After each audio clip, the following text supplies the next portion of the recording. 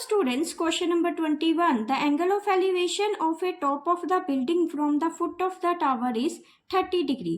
तो यहाँ पे ये जो DC है वो बिल्डिंग दे रखी है, तो इसको DC ले लिया है और टावर जो है वो है AB। तो उसने बोला है कि जो बिल्डिंग का टॉप का पार्ट है, तो बिल्डिंग का टॉप का पार्ट क्या है यहाँ पे, और टावर का फुट मतलब टावर का जो नीचे वाला पार्ट है वो इस पॉइंट पे है। यहां से जब वो बिल्डिंग की तरफ देखेगा तो एंगल ऑफ एलिवेशन कितने डिग्री का है, 30 डिग्री का।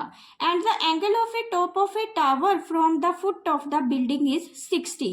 ऐसे ही ये जो फुट ऑफ द बिल्डिंग, जो बिल्डिंग का नीचे वाला पार्ट है और टावर का जो टॉप का पार्ट है, इसकी तरफ देखेगा तो जो एंगल ऑफ एलिवेशन होगा वो कितने डिग्री का होगा, 60 डिग्री का। If the tower is 50 metre high, तो ये अगर टावर की जो हाइट है वो 50 मीटर है, देन हाइट फाइंड करेंगे बिल्डिंग की।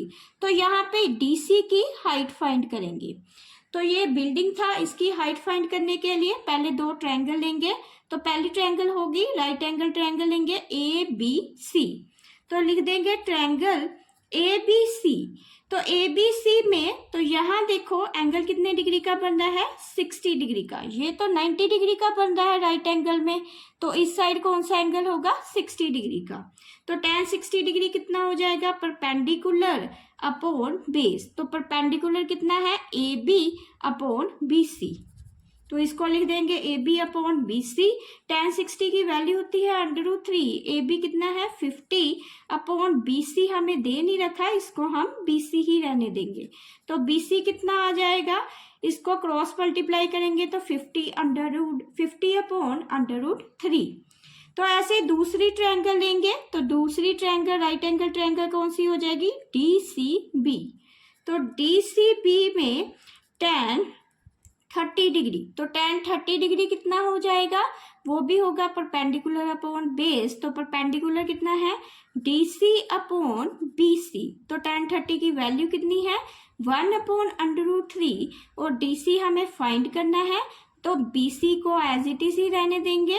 तो इसको लिख लेंगे, क्रॉस मल्टीप्लाई करेंगे h√3 इक्वल टू BC। तो BC की वैल्यू हमें दे भी रखी है, तो इसको अब हम यहाँ पे यूज करेंगे। तो यहाँ BC की जगह ये पुट करते हैं इसमें, तो ये आ जाएगा 50 अपॉन √3।